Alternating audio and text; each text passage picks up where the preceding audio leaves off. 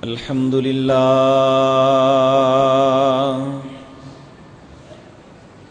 لله نحمده ونستعينه ونستغفره ونعوذ بالله من شرور أنفسنا ومن سيئات أعمالنا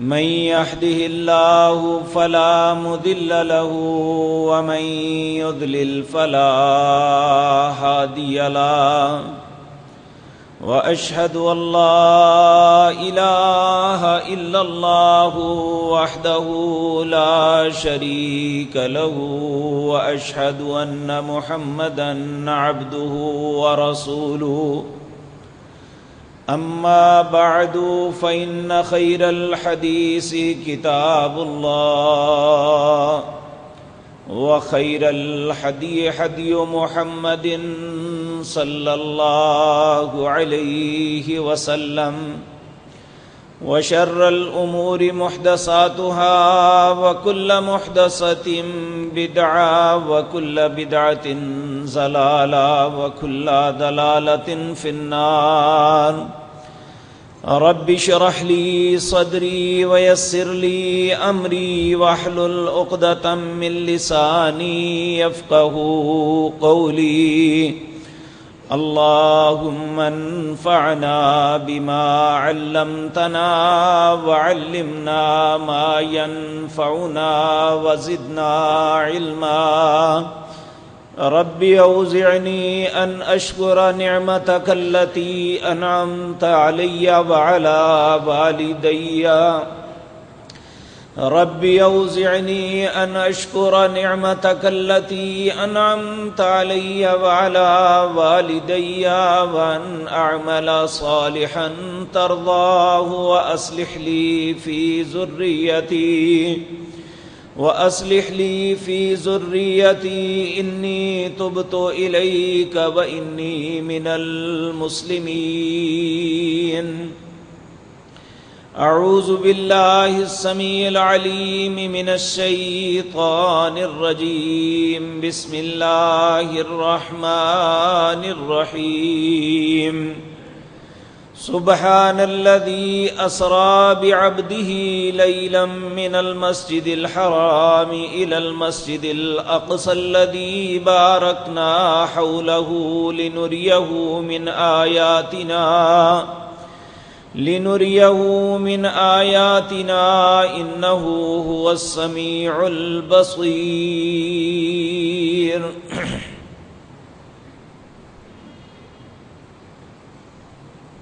حضرات محترم،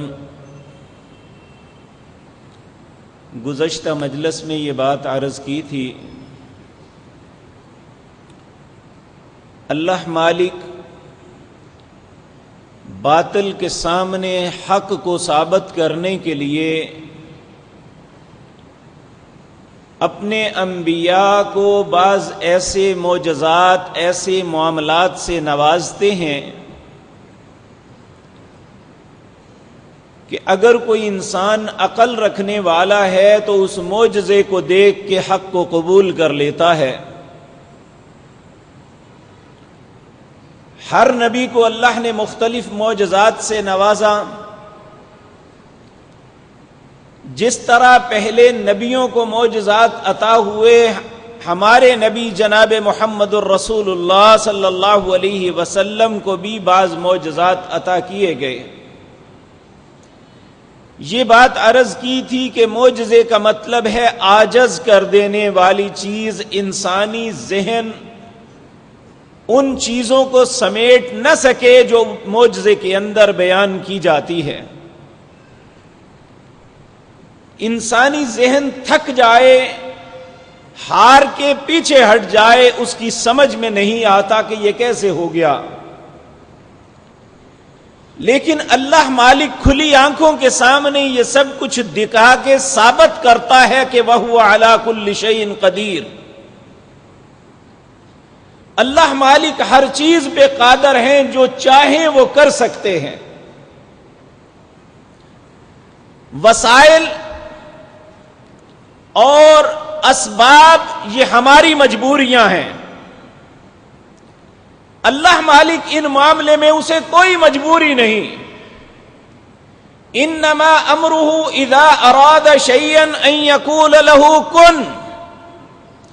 جب وہ کسی کام کا ارادہ کرتے ہیں تو کسی وسائل کو اکٹھا نہیں کرتے, کوئی فوجیں ترتیب نہیں دیتے, بلکہ کن وہ کہتے ہیں ہو جا, فیکون وہ ہو جاتا ہے.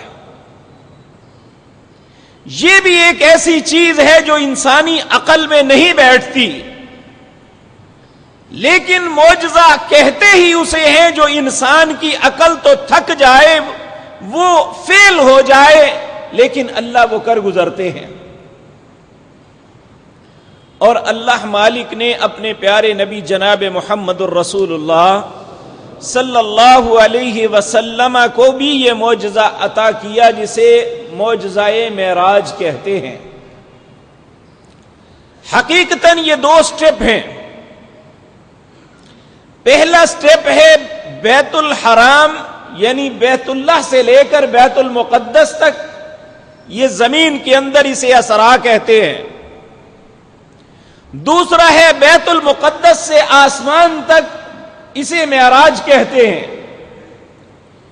لیکن یہ معروف صرف معراج کے نام پہ ہی جانا جاتا ہے.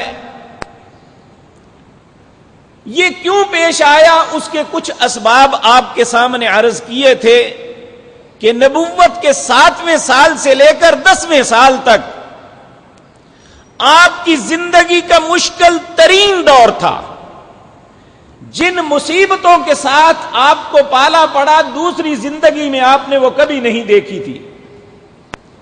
حتیٰ کہ بعض روایات میں یہ بات آتی ہے کہ نبی کریم صلی اللہ علیہ وسلم اپنے چچا ابو طالب کی فوتگی ہوئی, پھر آپ کی رفیقہ حیات سیدہ خدیجہ داغ مفارقت دے گئی, پھر آپ قریش مکہ سے مایوس ہو کے طائف میں جاتے ہیں, اور طائف کے لوگوں نے جو آپ کے ساتھ سلوک کیا وہ سارا آپ کے سامنے عرض کر چکا. تو ایسے حالات میں آپ کا دل سخت مضطرب تھا, آپ پریشان رہتے تھے. تو اللہ رب العزت نے آپ کو یقین کامل عطا کرنے کے لیے یہ معجزہ عطا کیا تھا, کیونکہ اللہ نے اپنے خلیل سیدنا ابراہیم علیہ السلام کے متعلق بھی قرآن میں یہ کہا وَكَذَلِكَ نُرِي إِبْرَاهِيمَ مَلَكُوتَ السَّمَاوَاتِ وَالْأَرْضِ وَلِيَكُونَ مِنَ الْمُوقِنِينَ. ہم نے اسی طرح ہم نے ابراہیم علیہ السلام کو بھی اپنی بادشاہت کی سیر کروائی, انہیں یہ سب کچھ اس لیے دکھایا وَلِيَكُونَ مِنَ الْمُوقِنِينَ تاکہ وہ یقین کرنے والے ہو جائیں.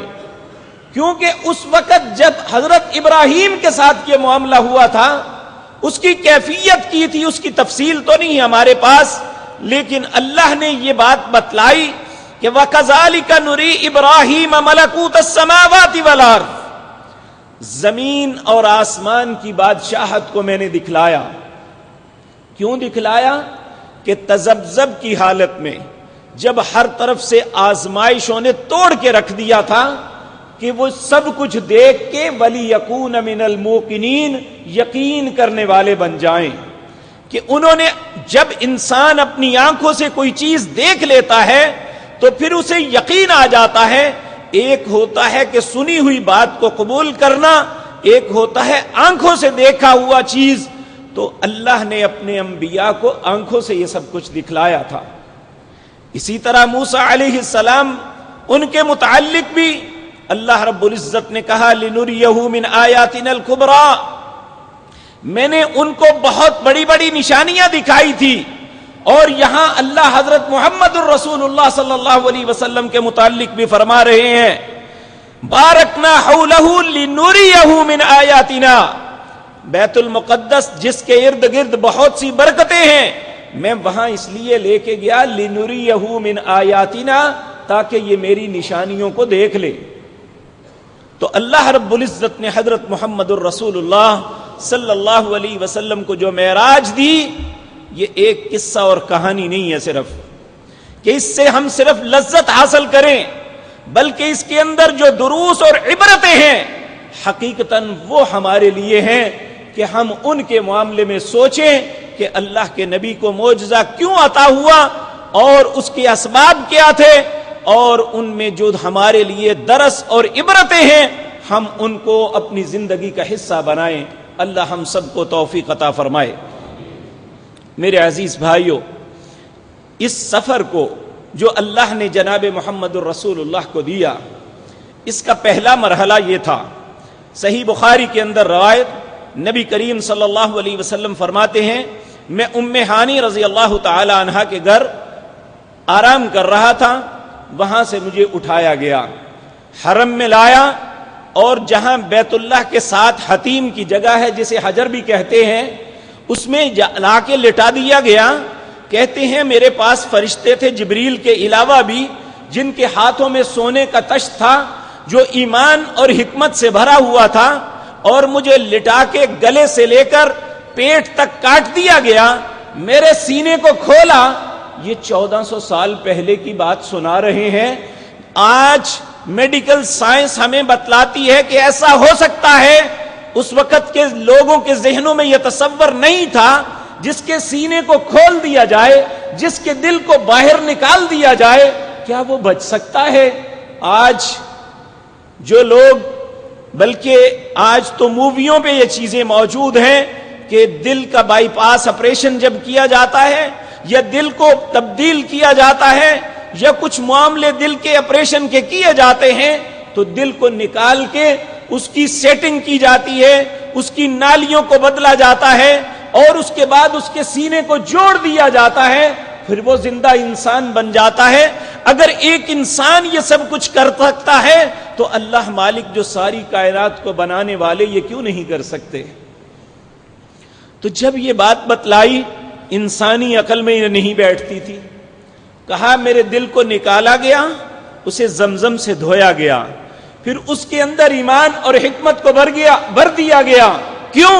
کہ دل کے اندر جو طرح طرح کے اندیشے آتے تھے کہ یہ کیا ہو رہا ہے، جو میں آپ کے سامنے طائف کی دعا کا تذکرہ کیا ہے کہ جب اللہ کے سامنے شکوہ کرتے ہوئے کہا اللہم الیک اشکو ضعف قوتی وقلت حیلتی، یہ ایک ایسے وسوسے تھے جو آپ کے دل میں آ رہے تھے۔ اللہ نے ان وسوسوں کو ختم کرنے کے لیے، آپ کے دل کو مضبوط بنانے کے لیے اور اس آنے والے وقتوں کے لیے آپ کو تیار کرنے کے لیے آپ کے دل میں سے ہر قسم کی علائشوں کو صاف کر کے ایمان اور حکمت کے ساتھ آپ کا دل مبارک بھر دیا گیا۔ یہ پہلا معاملہ رسول اللہ صلی اللہ علیہ وسلم کے ساتھ اس سفر میں ہوا۔ پھر آپ کے سینے کو جوڑا۔ اب اگر آج سے کوئی 10-20 سال پہلے کا آدمی ہوتا، وہ کہتا اگر جوڑ بھی دیا، جب اس کے ٹانکے لگے تو کئی ماہ کے بعد تک کوئی انسان اٹھ نہیں سکتا۔ لیکن اب جدید دور میں ہمارے سامنے یہ بات موجود ہے کہ وہ ٹانکے لگانے کے بجائے ایسی سٹیچنگ کی جاتی ہے کہ 2 گھنٹے کے بعد کہا جاتا ہے مریض کو اٹھ کے اور چلو۔ تو اگر آج دنیا جدت میں یہاں تک پہنچ گئی ہے تو اللہ رب العزت کے لیے یہ کیا مشکل تھا؟ انما امرہ اذا اراد شیئا ان یقول له کن فیکون۔ جب وہ کسی کام کا ارادہ کرتا ہے وہ کہتا ہے ہو جا۔ وہ تو مرے ہوئے کو زندہ کر سکتا ہے، تو ایک انسان کے زخم کو کیوں نہیں فوری طور پہ ٹھیک کر سکتا؟ تو نبی کریم صلی اللہ علیہ وسلم فرماتے ہیں پھر میرے سامنے 2 پیالے لائے گئے، ایک میں دودھ تھا، دوسرے میں شراب تھی۔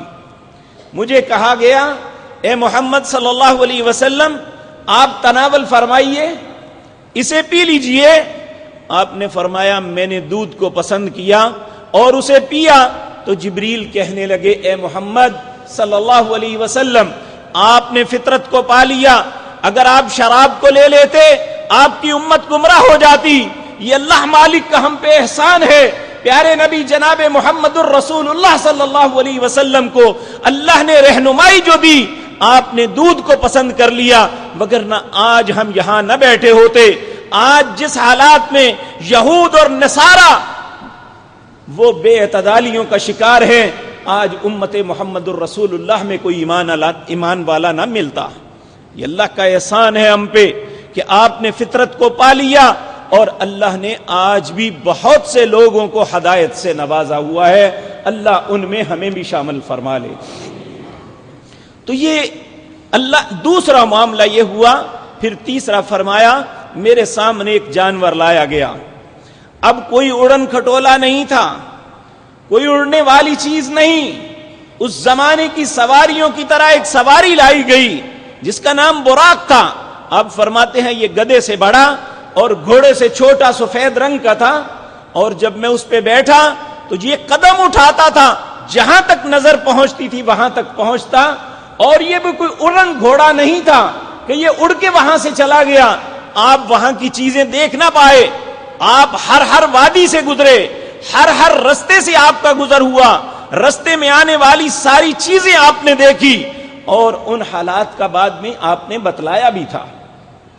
تو یہ ایک ایسی بات تھی کہ اس زمانے میں اگر گھوڑے پہ سفر کیا جائے، مدینہ منورہ سے لے کر بیت المقدس تک 40 دن کا سفر بنتا ہے، اگر یہ آنا اور جانا دونوں ہو تو یہ 80 دن کا سفر تھا، جو پیارے پیغمبر جناب محمد الرسول اللہ صلی اللہ علیہ وسلم کو معجزاتی طور پہ اللہ نے عشاء کی نماز آپ نے بیت اللہ میں پڑھی، اور فجر کے وقت بھی آپ بیت اللہ میں تھے، اس کے درمیان کے عرصے کے اندر اللہ نے اتنی دور تک لے جا کے واپس بھی لایا۔ اور پھر یہی نہیں، اس سے آگے بھی معاملے ہیں۔ تو میرے عزیز بھائیوں، بیت المقدس کیوں لے جایا گیا؟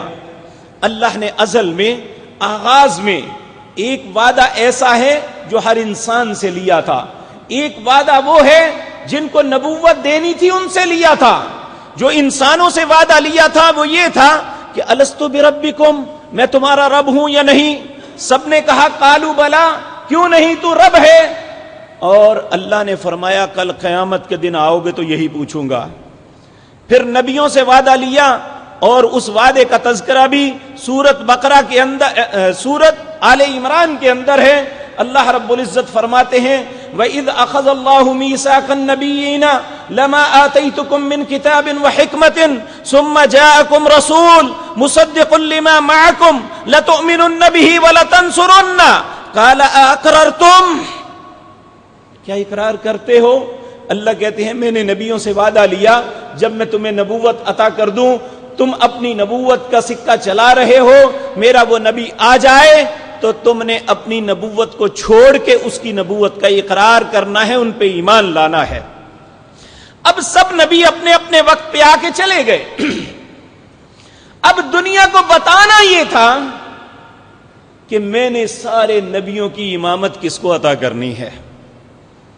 نبی کریم صلی اللہ علیہ وسلم فرماتے ہیں جب میں بیت المقدس میں پہنچا، جس پتھر کے ساتھ انبیاء اپنی سواریاں باندھا کرتے تھے میں نے اس کے ساتھ اپنی سواری کو باندھا، اور میں جب بیت المقدس کے اندر گیا وہاں انبیاء آدم علیہ السلام سے لے کر عیسیٰ علیہ السلام تک سارے انبیاء موجود تھے، اور جبریل نے مجھے نماز کے لیے آگے کیا، اور کائنات کو اللہ نے ایک پیغام دیا کہ جہاں میرے نبی جناب محمد الرسول اللہ آ جائیں تو بے شک سارے نبی بھی موجود ہوں تو ان کی موجودگی میں کوئی امامت نہیں کروا سکتا۔ آج کے بعد دنیا میں انبیاء ہی کے نہیں، ساری دنیا کے ہی نہیں، انبیاء کی امامت کا جو درہ ہے میں جس شخصیت کو عطا کیا ہے ان کا نام محمد بن عبداللہ صلی اللہ علیہ وسلم ہے۔ آپ نے نماز پڑھائی، نماز پڑھانے کے بعد اگلا مرحلہ شروع ہوتا ہے۔ نبی کریم صلی اللہ علیہ وسلم نے فرمایا پھر میرے سامنے ایک سیڑھی لائی گئی، اس کی خوبصورتی کوئی انسان بیان نہیں کر سکتا۔ پھر مجھے اوپر چڑھایا گیا، اور جب پہلے آسمان پہ گئے آسمان کے دروازے کو کھٹکھٹایا، پوچھا گیا کون ہے؟ جو جبریل نے کہا میں جبریل ہوں۔ آپ کے ساتھ کون ہے؟ کہا میرے ساتھ محمد ہیں صلی اللہ علیہ وسلم۔ کہا یہ آئے ہیں یا بلائے گئے؟ کہا نہیں بلائے گئے۔ تو دروازہ کھلا، انہیں ویلکم اہلن و سہلن کہا گیا اور خوش آمدید کہا۔ پہلے آسمان پہ آدم علیہ السلام کے ساتھ ملاقات ہوتی ہے۔ جبریل کہتے ہیں اے محمد صلی اللہ علیہ وسلم یہ آپ کے بابا سیدنا آدم علیہ السلام ہے۔ آپ فرماتے ہیں میں نے ان کے دائیں اور بائیں سائے دیکھے. میں نے کہا جبریل یہ کون ہے؟ کہا یہ آپ کی آدم علیہ السلام کی اولاد کی ارواح ہیں. جب یہ دائیں دیکھتے ہیں تو یہ خوشی سے ان کا چہرہ چمک اٹھتا ہے، کیونکہ یہ ان کے دائیں میں وہ لوگ ہیں جنہوں نے نیک اعمال کیے یا دنیا میں جا کے نیک اعمال کرنے والے ہیں. انہیں دیکھ کے اہل جنت کو خوش ہو جاتے ہیں. جب بائیں طرف دیکھتے ہیں ان بد نصیب روحوں کو دیکھتے ہیں تو یہ ان غم زدہ ہو جاتے ہیں. پھر اس کے بعد آدم علیہ السلام ان سے کہا گیا، نبی پاک صلی اللہ علیہ وسلم سے کہا گیا آپ ان سے سلام کریں.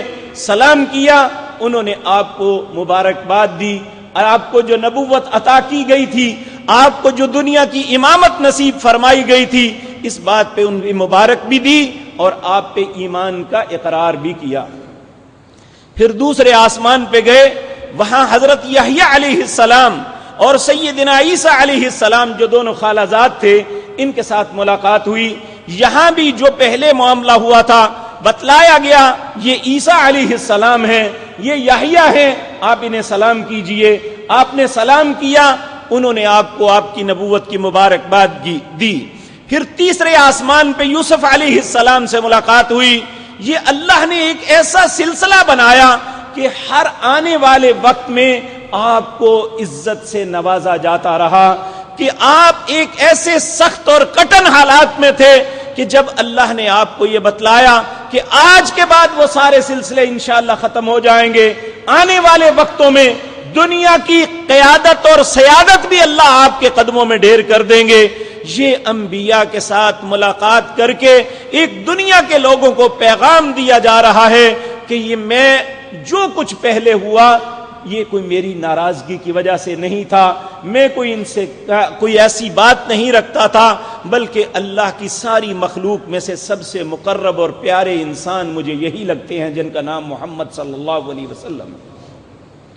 چوتھے آسمان پر حضرت ادریس علیہ السلام سے ملاقات ہوتی ہے.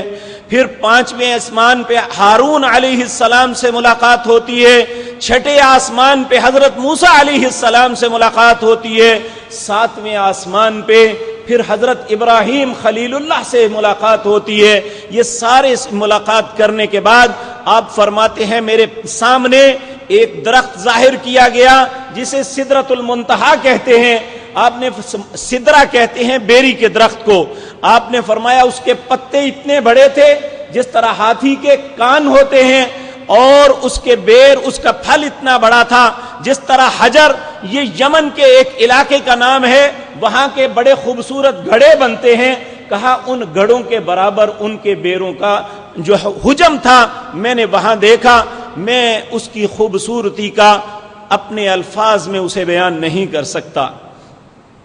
پھر آپ فرماتے ہیں بیت المعمور کو میرے سامنے ظاہر کیا گیا. بیت المعمور نبی صلی اللہ علیہ وسلم نے فرمایا یہ بیت اللہ کے بالکل اوپر ہے. یہاں روزانہ 70,000 فرشتے طواف کرتے ہیں. جو فرشتہ ایک مرتبہ طواف کر لیتا ہے وہ قیامت تک دوسری مرتبہ اس کی باری نہیں آتی.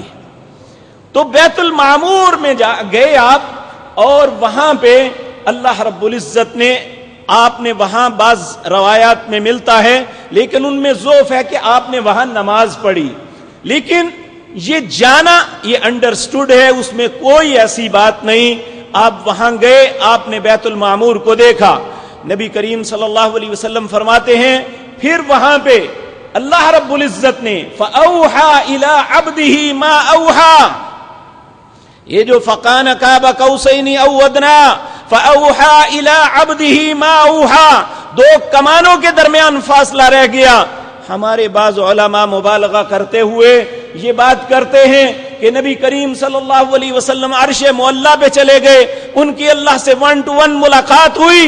یہ ایسی بات ہے، احادیث اس بات کی تصدیق نہیں کرتے، کیونکہ رسول اللہ صلی اللہ علیہ وسلم سے اما جی عائشہ صدیقہ رضی اللہ عنہا نے پوچھا تھا کہ یا رسول اللہ صلی اللہ علیہ وسلم جب آپ معراج پہ گئے تھے کیا آپ نے اللہ کو دیکھا تھا؟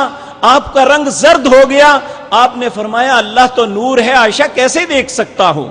دوسری بات یہ کہ اللہ کا قاعدہ اور قانون ہے قیامت سے پہلے ما کان لبشر ان یکلمہ اللہ الا وحیا او من وراء حجابا او یرسل رسولا. اللہ رب العزت نے قانون اور اصول بنایا ہے قیامت سے پہلے کسی انسان کے ساتھ ڈائریکٹ اللہ بات نہیں کرتے. ما کان لبشر ان یکلمہ اللہ، کسی انسان سے اللہ نے کلام 1 to 1 سامنے اکیلے نہیں کی.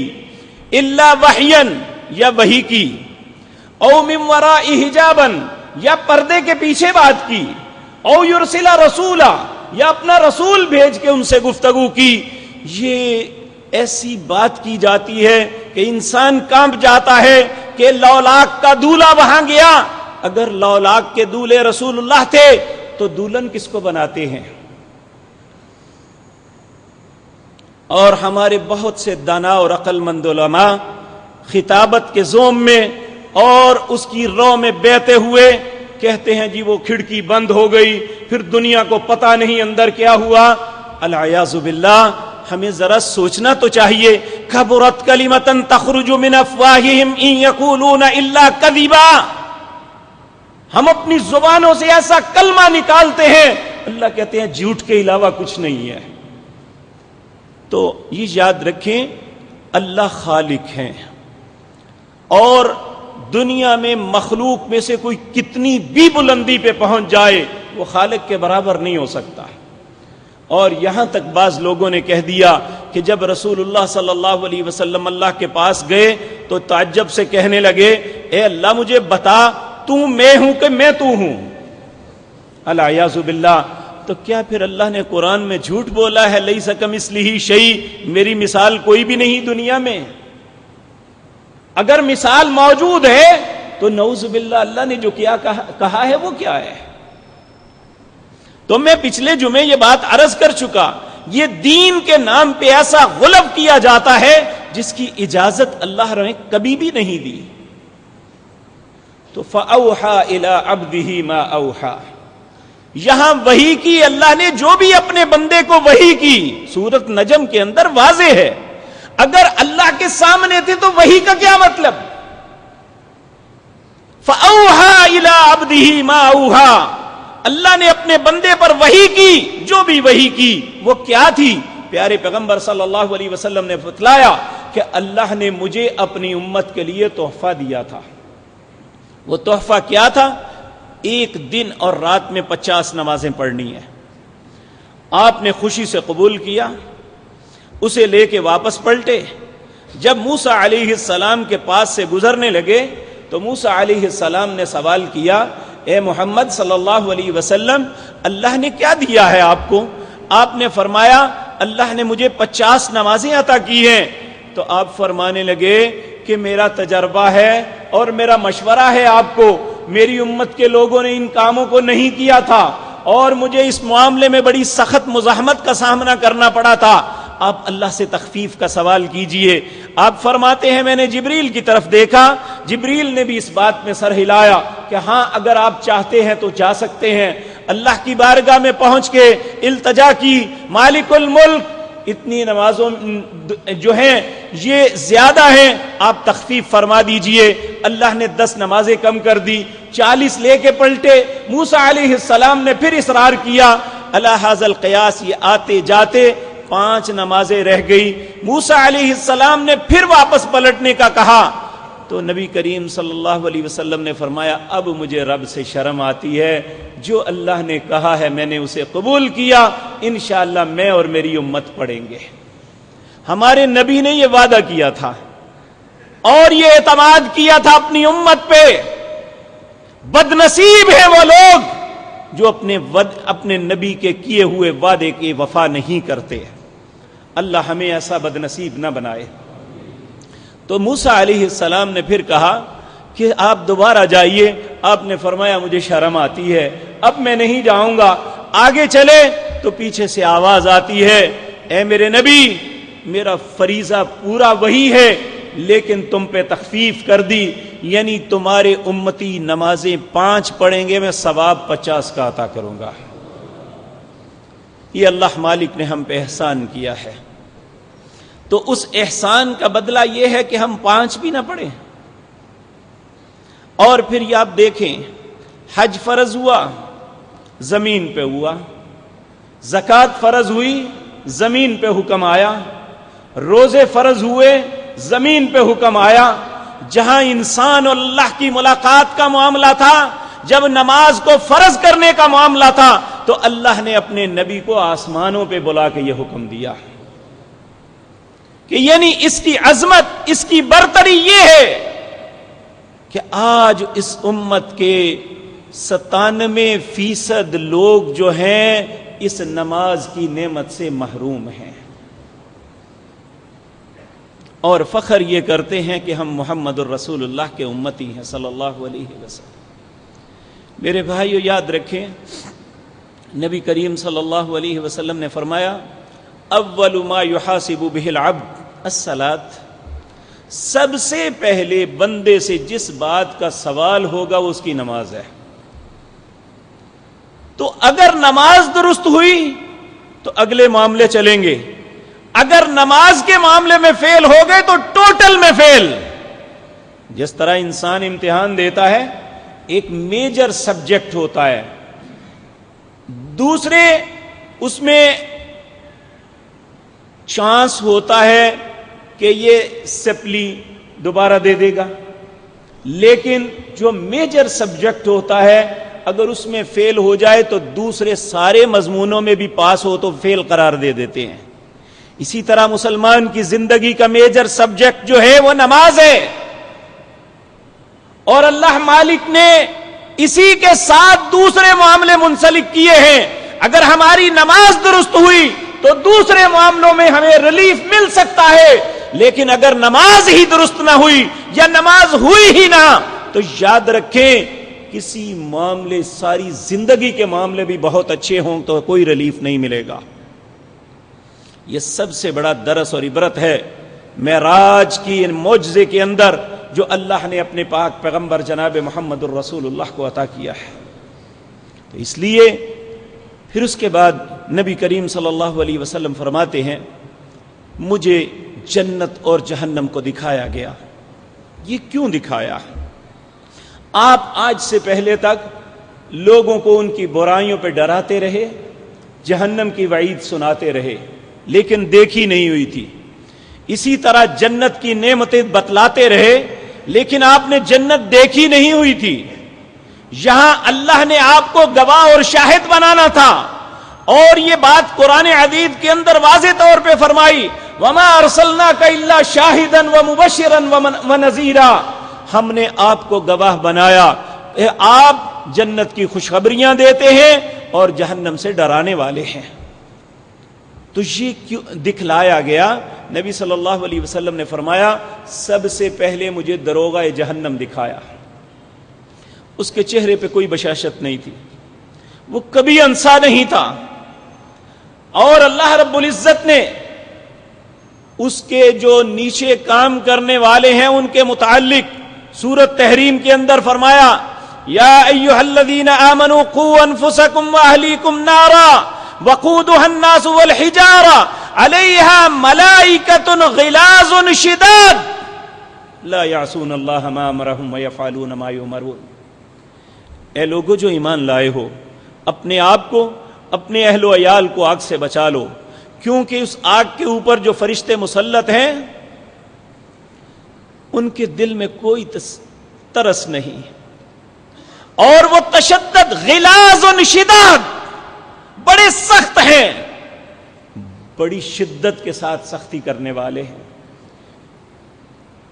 شداد لا یعصون اللہ ما امرہم ویفعلون ما یؤمرون، اور وہ اللہ کے کسی حکم کی نافرمانی نہیں کرتے، جو حکم ہو گیا بس ان کا کام ہے کہ اس کے مطابق عمل کرتے چلے جانا، نہ کسی کی چیخوں پہ ترس آئے گا۔ اور بلکہ ایک مقام پہ اللہ رب العزت فرماتے ہیں کہ اہل جہنم جو ہیں وہ دروغہ مالک کے سامنے التجائیں کریں گے، وَنَادَوْا يَا مَالِكُ لِيَقْضِ عَلَيْنَا رَبُّكَ، اے دروغہ جہنم اللہ سے التجا کر ہمیں موت دے دے۔ 40 سال تک کہتے رہیں گے، 40 سال کے بعد وہ صرف ایک مرتبہ جواب دے گا انکم ماکثون، اپنی بکواس بند کرو، میرے ساتھ کلام نہ کرو۔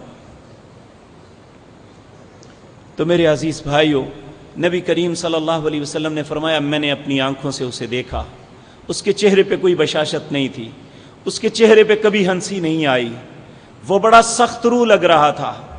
اور اس کے بعد آپ فرماتے ہیں میں آگے گیا تو میں نے دیکھا ایک شخص، اس کے پیٹ کے اندر جو کچھ ہے وہ زمین پہ پڑا ہوا ہے، اور اس سے اتنا تعفن، اتنی بدبو اٹھ رہی ہے کہ دوسرے جہنم والے بھی اس سے نفرت کر رہے ہیں، اس سے آوازار اور بیزار ہیں۔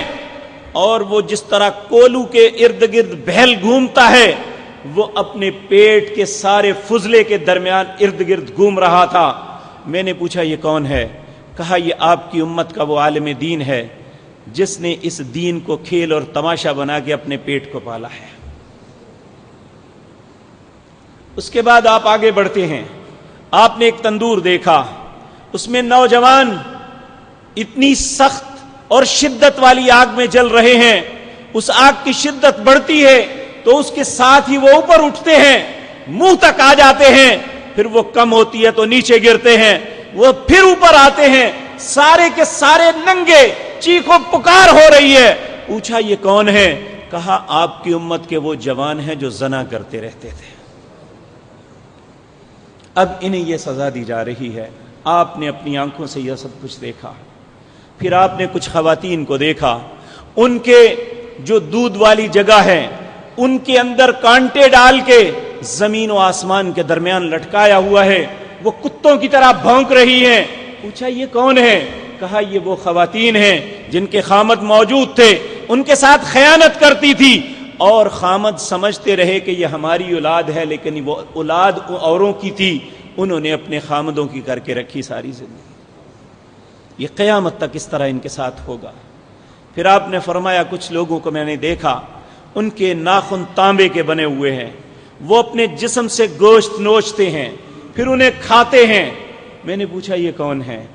کہا یہ وہ لوگ ہیں جو غیبتیں کرتے تھے، چغلیاں کرتے تھے۔ یاد رکھو غیبت اس کو کہتے ہیں جو کسی کے اندر عیب ہو ہم اسے بے عزت کرنے کے لیے پھیلاتے ہیں۔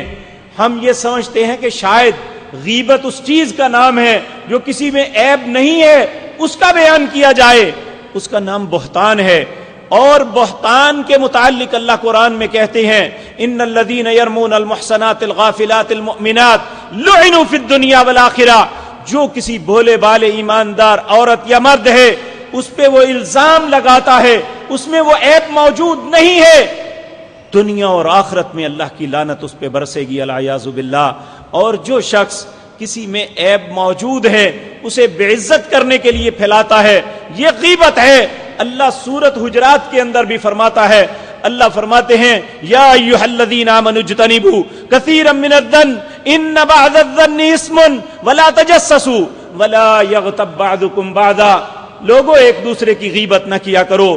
ایحب احدکم ان یاکل لحم اخیہ میتا فکرہتموہ، تم میں سے کوئی شخص پسند کرتا ہے کہ اس کا بھائی مرا ہو اس کی لاش سامنے رکھ کے وہ نوچ نوچ کے کھائے۔ اگر کوئی انسان یہ پسند نہیں کرتا تو اپنے بھائی کی غیبت بھی نہ کرے۔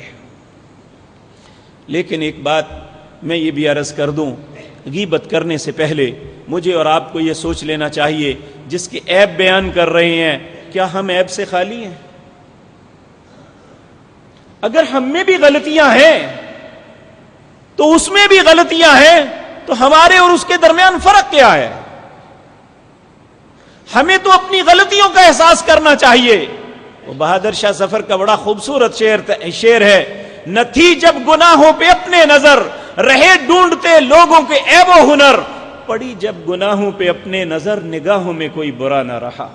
جب تک انسان اپنے گناہوں کو نظر انداز کرتا ہے، لوگوں کے عیوب کو دیکھتا ہے، پھر وہ ایسی باتیں کرتا ہے، لیکن جب کوئی انسان اپنے گناہوں کی طرف دیکھنا شروع کر دے پھر اسے کسی سے غرض نہیں رہتی، وہ اپنی اصلاح کی کوشش کرتا ہے۔ اللہ ہمیں بھی توفیق عطا فرمائے۔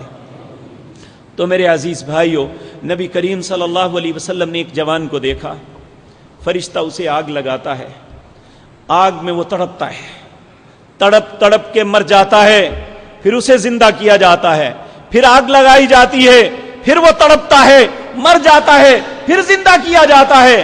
پوچھا جبریل یہ کون ہے؟ کہا یہ ماں باپ کو ستانے والا جوان ہے، جس طرح اس نے اپنے ماں باپ کو تڑپایا قیامت تک اسے تڑپایا جاتا رہے گا۔ میرے بھائیوں، ہمیں ان باتوں کو سن کے خوشی سے پھلجھڑیاں اپنے بچوں کو دینی چاہیے، مشعلیں جلانی چاہیے، پٹاخے چلانے چاہیے، روٹیاں پکا کے مولویوں کو کھلانی چاہیے۔ کیا ان باتوں میں یہی سبق ملتا ہے؟ اس میں تو ایک ایک بات ہے کہ انسان کے قدم اور دل ڈگمگا جاتا ہے کہ مالک اگر انہی باتوں پہ ہم پکڑے گئے تو کیا بنے گا؟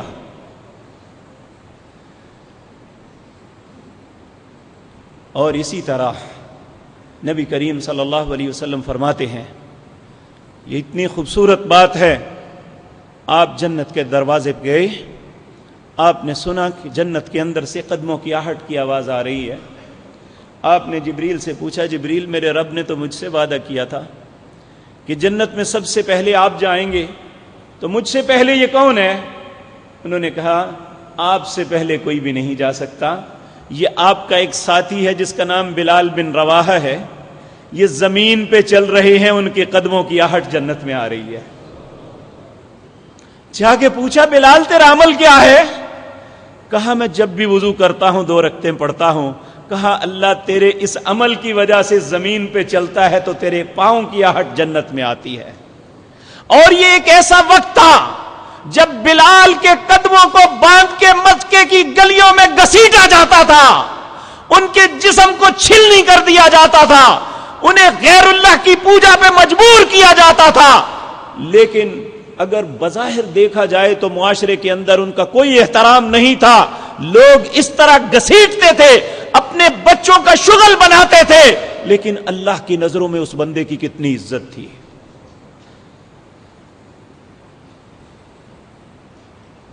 ہم دنیا کی عزتوں کے مارے ہوئے کئی باتوں میں اپنے رب کا ناراض کر دیتے ہیں۔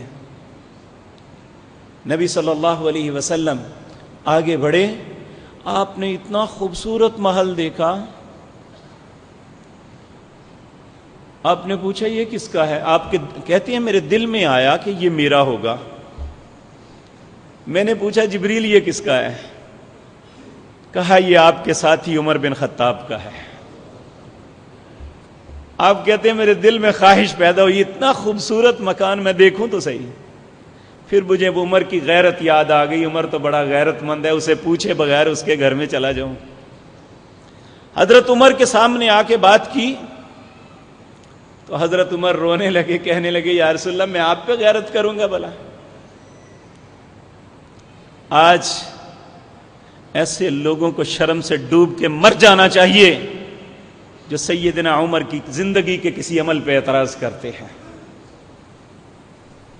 میرے آقا نے جنت کے اندر ان کا محل دیکھا اور دنیا کے اندر میرے آقا نے انہیں رضامندی کا سرٹیفکیٹ دیا۔ آج ہم ان کے اعمال کو اپنے ترازو پہ تولتے ہیں، ان کے لیے تو اللہ نے ترازو لگایا ہی نہیں، اللہ تو ان کے اعمال پہ اتنا راضی ہو گیا، کسی کو صدیق کا خطاب دے دیا، کسی کو فاروق کا خطاب ملا، کسی کو غنی کا خطاب ملا، کسی کو حیدر کا خطاب ملا۔ آج ہم ان کی زندگیوں کو ترازو پہ رکھ کے تولتے ہیں، جن کے متعلق قرآن میں اللہ نے کہا قَدْ رَضِيَ اللَّهُ عَنِ الْمُؤْمِنِينَ إِذْ يُبَايِعُونَكَ تَحْتَ الشَّجَرَةِ فَعَلِمَ مَا فِي قُلُوبِكُمْ۔ میں ان کے دلوں کو جانتا ہوں، ہم ان کے دلوں پہ شک کرتے ہیں۔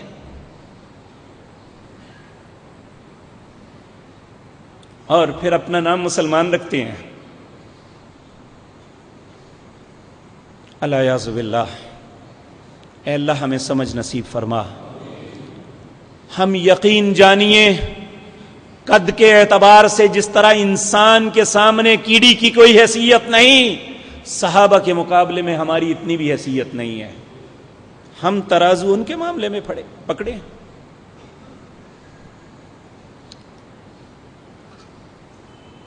اللہ اکبر. یہ سارا کچھ دیکھنے کے بعد نبی کریم صلی اللہ علیہ وسلم واپس آئے. قریش نے صبح صبح مجلس حرم کے صحن میں سجائی ہوئی ہے. آپ نے انہیں کہا بھائی میرے ساتھ یہ معاملے سارے ہوئے ہیں. اللہ اکبر. ولید بن مغیرہ اٹھا, کہنے لگا نعوذ باللہ آپ غلط کہہ رہے ہیں. آپ نے 3 نشانی بیان کی. آپ نے کہا جب میں واپس آ رہا تھا تو ایک جگہ آتی ہے روحا, وہاں میں نے تمہارا ایک قافلہ دیکھا تھا اور اس قافلے کا ایک اونٹ گم تھا. قافلے والے اسے ڈھونڈ رہے تھے, میں نے ان کے کجاوے میں جا کے پانی پیا تھا. انہوں نے کہا اگر یہ بات سچ ہوئی تو پھر یقین کیا جا سکتا ہے.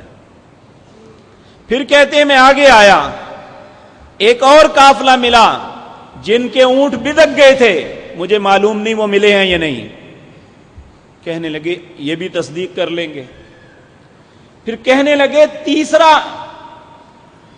اب واہ کے مقام پہ تمہارا تیسرا قافلہ, ان کے آگے ایک اونٹ ہے جو چند لمحوں کے بعد تنعیم کی گھاٹیوں سے نکلے گا, میں نے ان کو بھی دیکھا ہے. سارے کہے لو جی وہ پچھلے قافلے تو ابھی بعد میں آئیں گے, یہ تو دیکھیں. اٹھ کے تنعیم, جہاں آج مسجد عائشہ ہے رضی اللہ تعالی عنہا, تنعیم کے پاس پہنچے تو جب یہ پہنچے تو وہ اونٹ نکل رہا تھا. آپ نے کہا میں نے اپنی آنکھوں سے دیکھا. تو ولید بن مغیرہ کہنے لگا یہ تو جادوگری ہے ساری ہے. یہ بدبختی ہوتی ہے کہ عظیم ترین واقعات دیکھنے کے باوجود بات کو سمجھنے کے بجائے ہمیشہ ضد اور اناد سے ٹھکرا دیا جائے.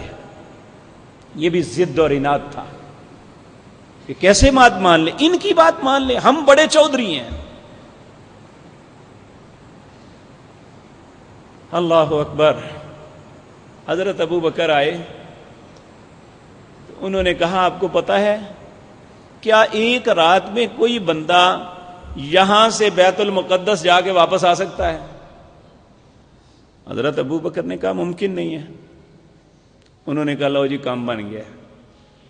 کہنے لگے پھر محمد یہ کہتے ہیں صلی اللہ علیہ وسلم. کہا اگر وہ کہتے ہیں تو پھر سچ ہے, وہ اس سے بڑھ کے بھی کہیں تو میں وہ بھی کہوں گا سچ ہے.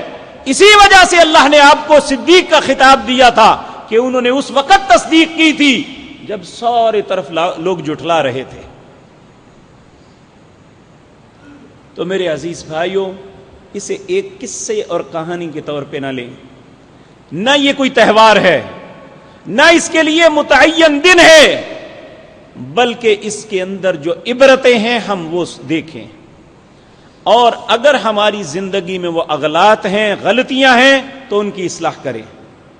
جو بلائیاں جن کی وجہ سے لوگ جنت کی نعمتیں حاصل کریں گے ان کو حاصل کرنے کی کوشش کریں, اور ان کے حصول کا ذریعہ نماز ہے, حرام و حلال کی تمیز ہے. اللہ ہم سب کو توفیق عطا فرمائے. اس کے اندر جو درس اور عبرتیں ہیں انہیں اپنی زندگی میں اپنانے کی توفیق عطا فرمائے. اللہ ہر مسلمان پر رحم فرمائے, ہمیں سمجھ نصیب فرمائے. اللہ پہ یا اس کے رسول پہ جھوٹ باندھنے سے ہم باز آ جائیں. صرف اپنے مفادات کے لیے ہم ایسا کر گزرتے ہیں. اللہ ہمیں اپنے مفادات کو اپنے اور اپنے رسول کے حکموں کے تابع کر دے. اقول قولی ھذا واستغفر اللہ. ان الحمد للہ نحمده ونستعینه ونستغفره ونعوذ باللہ من شرور انفسنا ومن سیئات اعمالنا. من يهده الله فلا مضل له ومن يضلل فلا هادي له واشهد ان لا اله الا الله وحده لا شريك له واشهد ان محمدا عبده ورسوله. اللهم صل على محمد وعلى ال محمد كما صليت على ابراهيم وعلى ال ابراهيم انك حميد مجيد. اللهم بارك على محمد وعلى ال محمد كما باركت على ابراهيم وعلى ال ابراهيم انك حميد مجيد. ایک بھائی نے کہا کہ میری والدہ فوت ہو گئی ہیں ان کی مغفرت کی دعا کریں. اللہ ان کی اور سب فوت شدگان کے اوپر رحم فرمائے. اللہ مالک سب مسلمانوں کے فوت شدگان جو ہیں ان کے لیے آسانیاں فرمائے, انہیں معاف فرما دے. یہ ایک بھائی نے اپنی بچی کے لیے کہا ہے کہ وہ ڈر جاتی ہے. آپ معوذات قل هو اللہ احد, قل اعوذ برب الفلق, قل اعوذ برب الناس پڑھ کے اس پہ دم کریں, اللہ رب العزت انہیں شفا عطا فرمائیں گے. ایک بھائی نے کہا کہ اللہ سے دعا کریں اللہ مجھے نیک اور صالح بیٹا عطا فرمائے. اللہ سب بے اولادوں پر رحم فرمائے. جن کو بیٹیاں دی ہیں اللہ انہیں بیٹوں سے نوازے. جو بے اولاد ہیں اللہ انہیں اولاد کی نعمت سے نوازے. بعض خواتین اپنے والدین یا عزیز و اقارب کی قبروں پر دعا کے لیے قبرستان جاتی ہیں. قبروں میں عورتوں کا روٹین سے جانا یہ بالکل درست نہیں ہے. نبی صلی اللہ علیہ وسلم نے ایسی خواتین پر لعنت ڈالی ہے, کیونکہ خواتین اپنے آپ پہ قابو نہیں رکھ سکتی. جب اپنے پیاروں کی قبروں پہ جاتی ہیں پھر جزا فضا کرنا, یہ سارا کچھ کرنا اسلام میں اس کی اجازت نہیں, اس لیے انہیں منع کیا گیا ہے. بعض حضرت فاطمہ رضی اللہ تعالی عنہ سیدنا حمزہ رضی اللہ تعالی عنہ کی قبر پہ جاتی تھی تو یہ کبھی کبھار ایسا واقعہ ہوا. عموماً خواتین اسلام قبروں پہ نہیں جایا کرتی تھی. کچھ بیٹوں نے اپنے امتحانات کے لیے آپ سے التماس کی ہے. اللہ جو بھی مسلمانوں کے بیٹے امتحانات میں بیٹھے ہوئے ہیں, بیٹے یا بیٹیاں, اللہ سب کو کامیابیوں سے نوازے. جن منزلوں کی طرف وہ گامزن ہیں اللہ ان کی منزلوں کو آسان کر دے. ایک بھائی نے کہا کہ میں نے اپنے بیٹے کا نام امیر معاویہ رکھا ہوا ہے. یہ بہترین نام ہے. نبی صلی اللہ علیہ وسلم کے یہ زوجہ ام حبیبہ کے بھائی تھے. اگر یہ نام درست نہ ہوتا تو نبی صلی اللہ علیہ وسلم منع فرما دیتے. حضرت معاویہ بڑے خوبصورت صحابی, بڑے اچھے منتظم اور بڑے متقی, بڑے عادل اور بڑے فہم و فراست والے شخص تھے. آپ کی ذات مطہرہ وہ ہے جنہوں نے بکھرے ہوئے مسلمان کو ایک جگہ پہ جمع کر دیا. اللہ ان کی قبر کو نور سے بھر دے.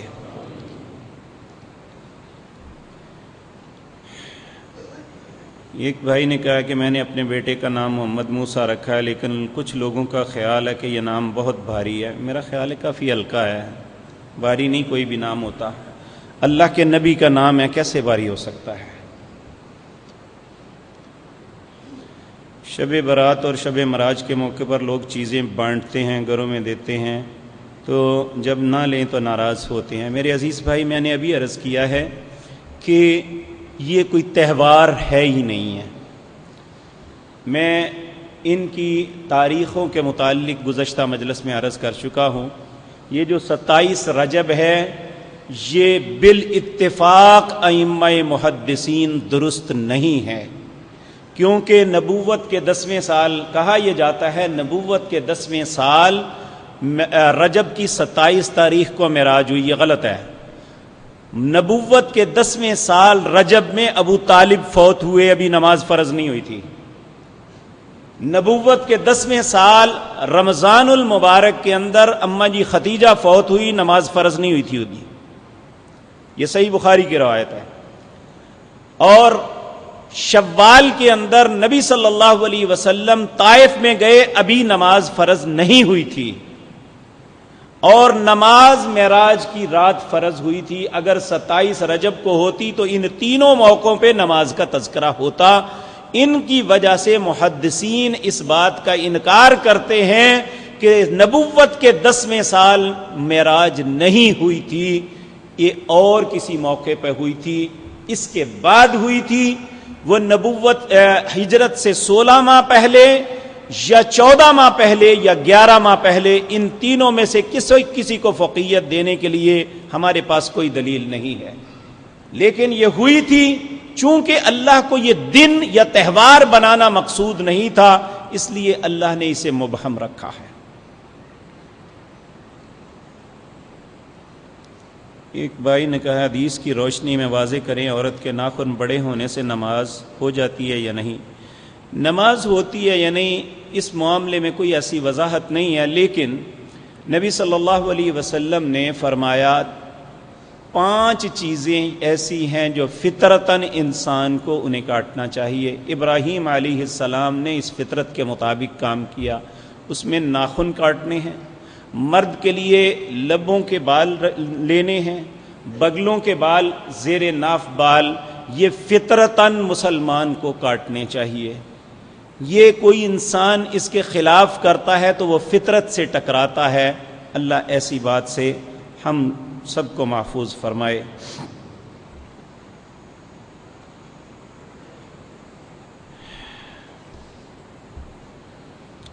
یہ ایک بھائی نے سوال کیا، اسماعیل لوگ کون ہیں، ان کا مذہب کیا ہے، ان کے عقائد کیا ہیں، کیا نبی صلی اللہ علیہ وسلم کو نبی مانتے ہیں یا نہیں؟ اسماعیلی یہ شیعہ عقائد فرقوں میں سے ایک فرقہ ہے۔ شیعوں کے اندر زیدی بھی ہیں، آغا خانی بھی ہیں، یہ آغا خانی شیعہ ہیں۔ بدقسمتی یہ ہے کہ یہ اپنے رہبر کو جو بھی اس وقت موجود ہوتا ہے اسے سجدہ کرتے ہیں، جو اسلام کے اندر کسی بھی صورت جائز نہیں، لیکن اس کا یہ مطلب نہیں ہے کہ ان کے عقائد کچھ اچھے نہیں ہیں تو انہیں قتل کر دیا جائے۔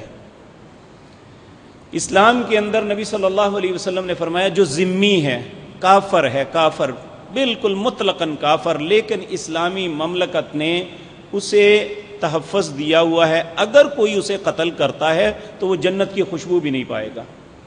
تو اس لیے یہ جو ہمارے ہاں رجحان بن گیا ہے کہ جو ہمارے عقیدے کے یا مسلک کے خلاف ہے اسے مار دو، یہ کسی بھی صورت اسلام میں درست نہیں ہے۔ ہم ان معاملات کو اللہ کے سپرد کرنا چاہیے۔ نبی صلی اللہ علیہ وسلم سے کئی مرتبہ عبداللہ بن ابی کے متعلق پوچھا گیا کہ اسے مار دیں، آپ نے کہا نہیں، اور جب یہ مر گیا تو پھر آپ نے اس کا جنازہ پڑھا تو اللہ نے اس کی مغفرت کی دعا قبول نہیں کی تھی اس کے حق میں، کہا استغفر لهم او لا تستغفر لهم ان تستغفر لهم 70 مرة فلن يغفر الله لهم۔ جو پہلے معاملہ تھا وہ اپنی جگہ، لیکن اب معاملہ اور فیصلہ میرے ہاتھ میں ہے، جو چاہوں کروں، اب میں اسے معاف نہیں کروں گا۔ تو اس طرح اگر کوئی ہمارے مسلک کے یا مذہب کے خلاف ہے تو اس کا مطلب یہ ہرگز نہیں کہ اسے مار دیا جائے، ہمیں اپنا یہ رویہ بدلنا چاہیے۔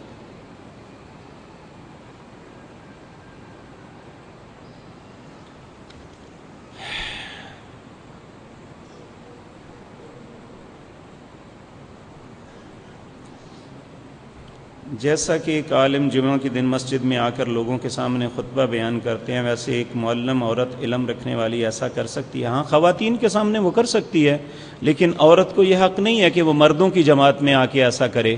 ام ورقہ رضی اللہ تعالی عنہا جو ہیں، یہ حافظ قرآن تھی، یہ اپنے گھر میں عورتوں کی جماعت کرواتی تھی اور ان کی تعلیم تربیت کا معاملہ کرتی تھی، اور خواتین میں یہ کام کر سکتی ہیں۔